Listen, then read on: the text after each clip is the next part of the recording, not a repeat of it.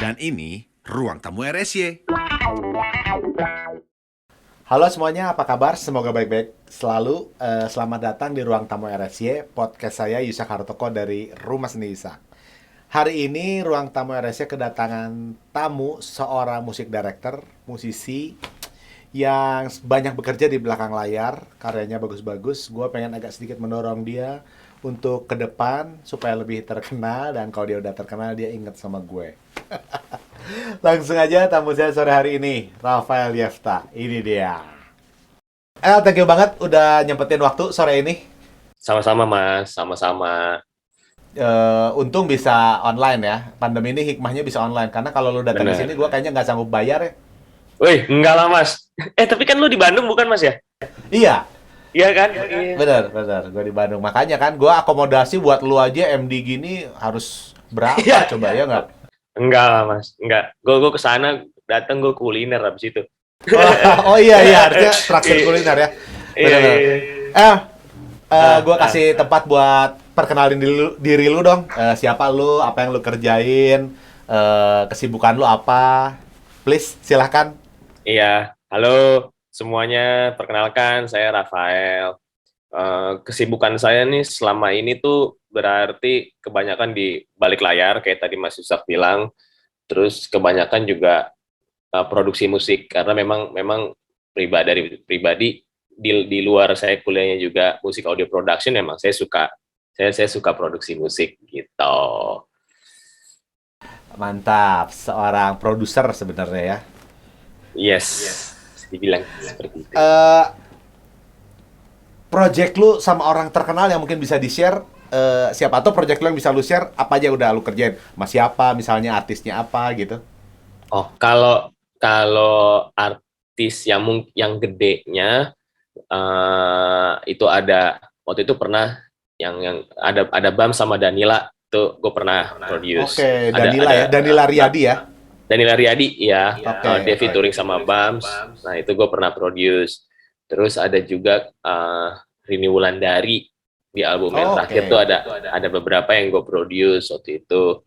Terus di luar itu kebanyakan masih artis-artis indie yang gue kerjain. Ada Julian Jacob, ada kemarin yang paling terakhir ada namanya Michelle, anak cewek gitu, penyanyi baru. Gitu. Oke, buat yang mau kepoin kerjaannya, file nih bisa langsung berangkat ke IG-nya aja kali ya. Boleh, Bener nggak tuh boleh IG-nya banget. tuh gua tulis tuh? Bener banget. RYFTA ya. Efta, Dia yoi. banyak post kerjaan dia di situ. Kalau lu kepo, langsung aja ke IG-nya RYFTA ya. Oke, gua mau tanya dulu nih. Gimana Ya. sih ceritanya lu bisa terjebak di dunia musik? Terjebak. Gimana lu bisa akhirnya memilih main musik di bagai pilihan hidup lu? Duh. Ada apa? Gimana sih masa kecil lu ngaruh atau apa gitu? Kenapa lu bisa sampai ada di sini? Kalau masa kecil kayaknya ngaruh sih Mas. Soalnya jujur dulu gue kelas 3 SD itu, gue itu tuh dilesin piano sama nenek gue gitu loh. Karena kebetulan nyokap sama bokap gue itu kerja, jadi gue itu kerjaannya itu cuman sekolah pulang. Nah nenek gue itu tuh pengen cucunya nih punya lain lah, punya keahlian lain lah di luar belajar di sekolah gitu. Akhirnya dia tuh Mas selama 6 tahun dia antar jemput gua, ngelesin gua. Dan waktu gua didaftarin di tempat les piano itu, gua tuh nggak tahu gua mau dilesin piano gitu loh. Tiba-tiba gua udah tes, terus minggu depannya gua udah ini aja, Mulai les belajar gitu udah ya? mulai les aja, gitu. Gue Oke. bener-bener nggak tahu kalau itu gue mau dilesin gitu loh. Terus 6 tahun berjalan sebenarnya, selama 6 tahun itu tuh gue lupa setelah berapa tahun tuh sebenarnya minat gue di musik tuh masih belum kelihatan tuh Mas sebenarnya. Oh, Bahkan gue oke. pernah sampai di satu titik tuh guru les gue tuh sampai nanya, kamu mau lanjut apa keluar? Dan gue bilang keluar. Terus orang tua gue dipanggil, habis itu gue lanjut lagi. Akhirnya kayaknya 3 tahun atau 2 tahun terakhir waktu gue les itu, nah itu minatnya mulai muncul sendiri tuh Mas, tiba-tiba gitu loh. Gue mulai tertarik nih sama musik. Akhirnya gue yang tadinya gue males-malesan lesnya, malah gue minta dilesin lagi gitu loh, musik-musik kontemporer kayak gitu-gitu. Oke. Akhirnya keterusan, akhirnya gue milih untuk gue pengennya kuliah musik gitu. Oke. Itu umur berapa tuh yang lu akhirnya mulai tertarik, mulai minta diajarin yang musik modern apa? Berarti mungkin sekitar kelas 2 SMP sampai kelas 3 SMP-an kayaknya tuh, Mas. Kayaknya sekitar kelas Oh. sekitar gitu. Soalnya gue inget SMA tuh gue sempat nggak les piano gitu tuh. Terus SMA kelas 2 kayaknya gue les piano lagi tuh, gitu. Tapi selama SMA lu ngeband ya? Main musik tetap jalan Ngeband. walaupun gak les? Oke. Masih, ya, ngeband.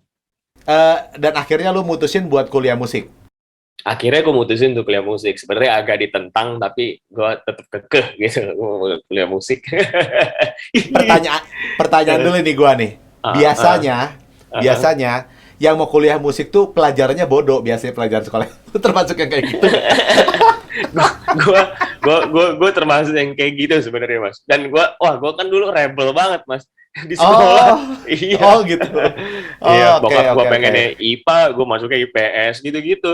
Oh, oke, oke, oke. Tapi sekarang bokap lu nggak menyesal dong, orang tua lu nggak menyesal lihat lu sekarang main musik cukup oke, Eh, karir. Iya. Eh, Sebenarnya kan mereka mungkin standar kali ya, Mas, ya. Takutnya kan karena mereka orang lama, mereka kan ngeliat pekerjaan itu, ya lu ngelamar pekerjaan dapat penghasilan tetap itu baru kerja gitu Iya, kan. oke, oke, oke. Nah, akhirnya di awal-awal gua lulus kuliah, ya udah Iya. gua kerja dulu tuh, Mas, di kantor. Gue beneran kerja di label lebih tepatnya gitu loh. Oh, Jadi oke. Jadi lu sempet ngantor dulu ya? sempet, iya, 3 tahunan Oh, oke. total. Sempet tuh, Mas. Ngantor di mana tuh? Dulu gue awal-awal lulus tuh masuk NSG Music Recordings. Habis itu gue pindah ke GP Records. Oh. Terus lu Itu. tinggal, lu keluar. Ya, habis itu emang kantornya bubar-bubar gitu loh, Mas. Oh, oke, Bubar-bubar. oke, oke, Akhirnya oke. emang pas banget gue tuh 2019 gue bilang, aduh, gue pengen banget balik lagi produce nih gitu loh. Karena kan selama gue ngantor itu kan, Mas, justru gue nggak produce, gue nyari produser buat produce gitu loh. Oh, kenapa nggak lu sikat sekalian aja? Lu yang produce Em- sekalian. emang nggak sempet gitu, Mas. Oh, Karena oke, kan artis yang oke. diurusin banyak gitu loh. Jadi gue nggak bisa, Hmm, sedangkan pulang tuh gue udah capek banget. Jadi untuk mikir kreatif lagi tuh udah nggak mungkin kayaknya. itu dia. Iya, Jadi berpikir kreatif tuh butuh energi ya? iya, iya. Gue kalau buat gue, Iya, iya, iya. Gue juga ngerasa hal yang sama sih. Kalau kita udah capek fisik ngerjain banyak hal, kreativitas kayaknya agak tumpul. iya, iya, Lu iya gitu juga benar, ya? Lu iya, gitu juga ya? iya. Makanya Oh, oke. kadang-kadang kan ada beberapa teman-teman gue juga tuh yang sampai nggak tahu deh, Mas, lu juga kayak gitu nggak ya? Lu kan punya studio nih, Mas. Lu Hmm. suka ngerubah-ngerubah set tempat gitu loh supaya fresh terus atau gimana, atau Ah, sistem lu tuh lu bikin supaya lu tuh nyaman, cepet, nggak gitu-gitu deh. Kan temen-temen gue tuh banyak yang kayak gitu, kelihatannya studio berantakan tapi sebenarnya itu ah. kayak mempermudah dia aja gitu loh. Iya, benar-benar. Heeh, heeh. Gua kayaknya tergolong yang itu. Gua tuh gue tuh merasakan sih sebenarnya kalau misalnya gua ubah setting studio, enak nih. Iya, Wih, kayaknya fresh baru. Tapi gua kayak perlu menyesuaikan diri lagi. Mana ya? iya, iya, Jadi gua kayaknya lebih suka ini udah paten. Gua tahu tangan gua ke sini, gua kemana berantakan it's okay deh gitu. iya, iya, iya, iya Gua kayak termasuk gitu. kayak gitu sih kayaknya. Lebih lebih nyaman, Iya, lebih nyaman. benar. Tapi baik lagi, gue setuju sih. Kalau gue juga sama ngalamin gitu, begitu gue udah capek keliling-keliling segala macam, gue pulang lalu coba kreatif, nggak ada apa-apa, nggak ada apa-apa yang terjadi. Jadi capek doang gitu. Heeh. Iya, ya. Jadi nggak bisa ya, bener ya. Iya, agak sulit sih, Mas. Maksudnya untuk beberapa, ya kalau misalnya untuk beberapa case ya, Mas, ya, gitu loh. Gue Iya. sih nggak bilang, ya kalau misalnya ada deadline sih ya kita mau nggak mau juga sih, Mau Mas, nggak mau gitu. ya. Iya, Duit ya, kadang-kadang. duit. Iya, iya. Kalau ada deadline kadang-kadang kita peres juga gitu loh, Mas. Iya, Cuman iya, iya, kalau menurut iya. gue lebih baik sih gitu sih, Mas, kalau menurut gue kali ya. Gue Gitu. tertarik. Menurut lu gimana? Mendingan kita kreatif ngalir sendiri atau mendingan diperes? Kan tadi kan kalau ada deadline, ada duit. Biasanya kita, Iya. wah apapun yang terjadi, gue harus kelar, harus kelar. Bisa maksa diri tuh. Nah kita as a Iya. produser, dalam dunia kreatif, mending gimana? Mending membiasakan diri memeras, atau mending kreativitasnya biarin mengalir? Santai gitu, Kalau slow. ya itu dia, Mas. Makanya kalau menurut gua, eh kalau gue sih lebih suka yang kreativitasnya dibiarkan mengalir gitu loh.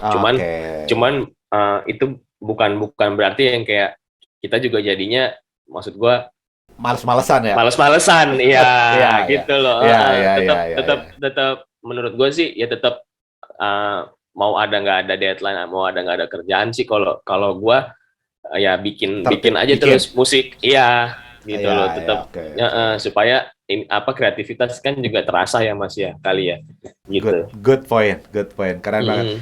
Eh, lu bisa apa sih? Kasih tau umur lu berapa nggak sih? Tahun ini gue jalan 31 Mas. Oh, udah masuk kepala 3 ya, udah masuk kepala 3 Iya ya. Mas. Oke, karena gue tuh merasa lu salah satu anak muda yang menurut gue untuk produce musik lu tuh asik. Padahal lu masih muda. Gue tuh mikirnya gitu Thank ya. you Mas. Mungkin karena kita waktu ketemu udah usia yang lebih muda kali ya. Iya benar Mas. tapi gue selalu mikir kayak lu tuh bisa kemana-mana gitu. Kalau gua nggak salah, lu waktu itu Frankie Sadikin sempat ngeluarin apa single Album. atau apa? Itu lu Album. juga ya produce musiknya ya? Oh, kalau itu kebetulan bukan. Itu ada temen gue, namanya Rainer. Oh, iya memang kerjaan trainer ya. Iya, Oke. gue jujur kalau yang itu gue emang cuma bantu seputar keyboard aja. Jadi dia butuhnya pad, dia butuhnya keyboard, sound yang berhubungan sama keyboard. Nah itu gue tuh yang. Tapi kalau gua lihat ya, ada tes musik lu loh di situ. Waktu gua udah dengerin lagu-lagunya, gua rasa ada apa karena atau kalau nggak dominan lu di situ ya sound lu. Tapi Iya, gua kayak iya. gua kayak ngerasa taste-nya lu tuh ada di situ sih.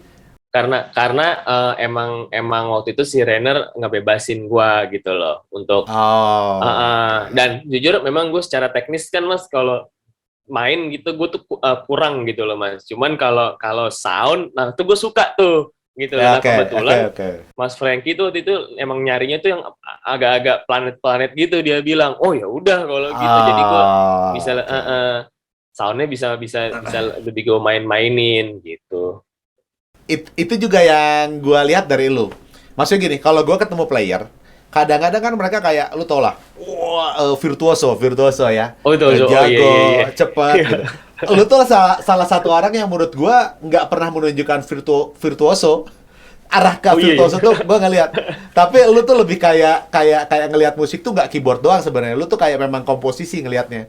Jadi gue ngerasa lu tuh kalau ngelihat karya tuh utuh gitu. Nah ini yang menarik. Gimana seorang yang nggak virtuoso gitulah kalau maksudnya ya, gue harap lo ngerti maksud gue, orang nggak virtuoso lalu bisa jadi seorang musik director atau produce musik. Jadi nggak harus jadi virtuoso dong ya untuk produce musik. Kalau dari gua kebetulan pernah dengar satu orang Mas, dia itu pure, gue diceritain sih sebenarnya dia itu pure, dia nggak bisa main musik, dia nggak bisa, nggak tahu lah intinya secara teknis musik, cuman setiap dia pick lagu untuk diproduce, lagu itu meledak.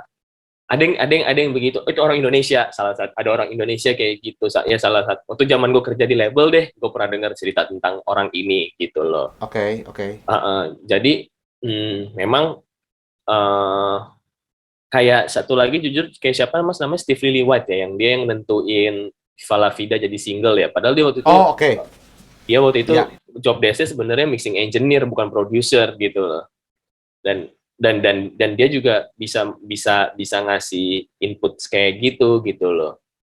Makanya maksud gue, berarti memang orang-orang ini memang pure taste ya Mas, taste gitu loh. Ada yang gifted main, ada yang gifted perfect pitch, ada juga yang giftednya tuh taste gitu loh. Gitu loh. Dan gue pernah nonton juga yang siapa, dia dulu artis and repertoire gitu Mas, yang nemuin Whitney Houston. Oke. Dan dia pure kayak dia cuma tahu musik gitu loh Mas, tapi dia nggak secara teknis dia nggak terlalu paham, nggak nguasain. Terus waktu itu gue nonton, jadi ternyata lagunya Whitney Houston yang I will always love you itu, ya depannya itu tuh yang dia akapela, itu tuh ternyata partnya Whitney Houston tuh sebenarnya lagi nyoba-nyoba sebelum mulai recording. Jadi dia lagi pemanasan gitu, lagi istilahnya mereka mumbling ya kalau nggak salah. Jadi lagi ngetes sebelum nyanyi di record gitu loh. Waktu lagu itu mau dirilis, si A&R-nya ini tuh kita bisa bilang dia sebagai produser juga lah ya. A&R-nya ini tuh denger justru lagu ya I Will Always Love You yang udah diedit, yang udah di mixing tuh nggak seenak yang pas masih raw. Jadi akhirnya kita denger sejauh ini tuh yang dirilis itu yang masih raw dengan mumblingnya dia di depan itu. Oh gitu? Cuma di master doang, iya. Oh ini gue baru denger nih, gue baru tahu nih. Kayak gitu mas. Oke. Gue lupa siapa ya namanya gitu loh. Gue lupa banget, dia terkenal banget nih orang, udah tua banget. Dan dia udah sign Whitney Houston tuh dari sebelum Whitney Houston tuh siap ngeluarin lagu waktu masih anak remaja gitu mas. Jadi dia udah lihat potensinya dari situ. Oke. Kalau gitu, apa dong yang harus dipupuk sama kita kalau kita biar bisa punya skill kayak gitu tuh, punya kemampuan gitu. Nah, apa yang dibangun, apa yang dipupuk? Nah, gue juga pernah tanya hal ini juga nih mas, kebetulan sama dulu atasan gue waktu gue kerja di label, karena kan gue pengen belajar kan mas, tujuannya waktu gue kerja juga itu. Kok mereka bisa sih, gue tanya juga kan kayak gitu loh. Memang satu nggak bisa dipungkiri itu pure bakat gitu ya mas, dari lahir gitu ya. Yang bisa kita lakukan sekarang ya pada akhirnya ya menganalisa gitu loh mas, menganalisa apa yang dilakukan sama orang-orang ini terdahulu dan berhasil gitu loh. Analisa ya. Iya. Jadi kalau kita dengar satu karya, nggak cuma didengerin aja, tapi kita mulai melihat lebih dalam si karya ini. Betul. Apa aja yang kita lihat dari karya itu? Misalnya kalau gua mau mulai menganalisa, apa yang harus gua dengerin? Nah, ini gue ngomong dari sisi gue karena indie, gue juga main sama anak indie, gue juga main sama anak label gitu loh, industri. Jadi kalau gue melihatnya dari anak-anak dari segi industri dulu kali ya mas. Iya. Gitu loh. Nah, kalau kita ngomongin industri ini kan beratnya adalah kita ngomongin korporat perusahaan gitu loh. Di dalam isinya orang-orangnya banyak, tanggung jawabannya banyak, birokrasinya banyak gitu loh. Benar. Sebenarnya sebagai artis gitu, gue pengen banget bisa ngebebasin artis gue untuk berkarya seliar mereka sebenarnya. Oke. Cuman ada sisi pertanggungjawaban komersial yang menurut gue gitu loh. Yeah. Good point. Ibaratnya kayak gini. Iya, ibaratnya gini. Gimana gue ngeluarin duit buat lo, tapi tidak menguntungkan buat gue. Iya. Iya, itu gue ngomongin itu di industri gitu loh, kayak gitu. Jadi gue kadang-kadang berpikir, oke, lu boleh deh mau bikin ide liar, mau berkarya yang liar dan seliar yang mereka bisa lakuin gitu loh. Cuman gini, kadang-kadang menurut gue ya mas, ini pendapat pribadi gue, yang nggak ketemu itu menurut gue kadang-kadang adalah kayak gini mas. Gue ibaratin kayak restoran lah ya mas kali ya. Gue mau buka restoran Itali, sama ada saingan gue buka restoran Sunda. Restoran datanglah 2 orang gitu loh, 2 orang lokal. Sebenarnya restoran Itali gue bukan yang nggak enak kan mas? Iya. Cuman mereka nggak ngerti. Ini loh cita rasanya ya kan. Kalau restoran Sunda mah gue di mana aja gue makan pasti enak gitu loh mas. Ibaratnya kayak gitu loh. Nah, gue ibaratin tuh si restoran Itali ini artis yang mau liar. Oke, lu mau liar, tapi apa juga upaya lo untuk mengedukasi orang-orang ini supaya mereka tuh bisa mengerti lagu lo gitu loh. Sekarang kan kebanyakan kan cuman ini gue ngomongin industri ya mas ya. Gue nggak ngomongin independen. Soalnya kan sekarang kan kebanyakan kan cuman mau berkarya liar, tapi berharap pendengar gue banyak, million gitu, juta. Iya kalau hoki gitu loh. Kalau enggak, usaha lu apa nih gitu loh, supaya lagu lu itu bisa diperdengarkan ke jutaan orang-orang ini mengerti lagu lu gitu loh. Gitu. Itu gue ngomongin industri. Kalau kita ngomongin secara independen kan bodo amat, gue pokoknya mau berkarya semau gue. Iya, ya bener gitu loh. Memang berkarya harusnya begitu. Kalau kalau dari sisi itu ya Mas gitu loh. Industri Jangan ya. kan kalau dan sebenarnya orang-orang industri ini juga sadar kalau mereka begini terus, mereka akan tergerus sama artis-artis independen yang ada sekarang gitu loh. Ya, oke. Karena di era sekarang kan nggak bisa dipungkiri kan Mas, semuanya udah mainnya di YouTube, di digital streaming platform.